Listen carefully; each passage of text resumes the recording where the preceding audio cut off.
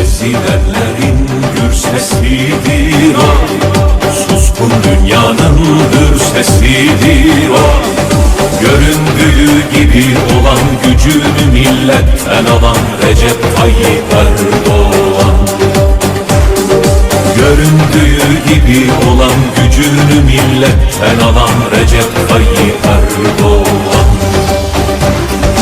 Recep Tayyip Erdoğan. Recep Tayyip Erdoğan.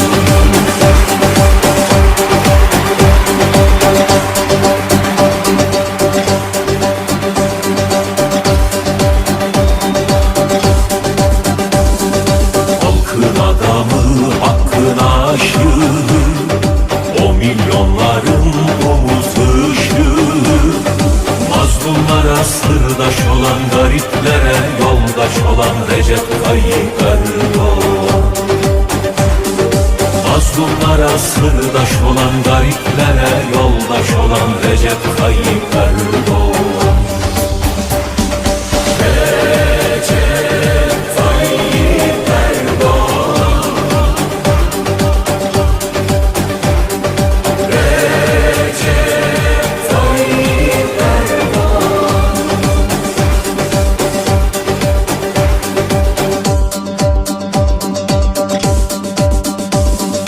Oldu her zaman sözünün eri, çıktığı yoldan dönmedi geri. Kararlıdır davasında, anaların duasında Recep Tayyip Erdoğan. Kararlıdır davasında, anaların duasında Recep Tayyip Erdoğan. Recep Tayyip Erdoğan. Recep Tayyip Erdoğan.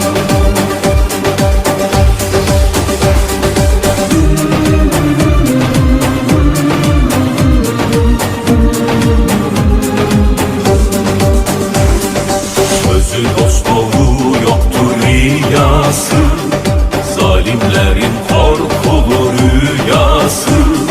İnandığı yolda gider, yıllardır beklenen lider Recep Tayyip Erdoğan. İnandığı yolda gider, yıllardır beklenen lider Recep Tayyip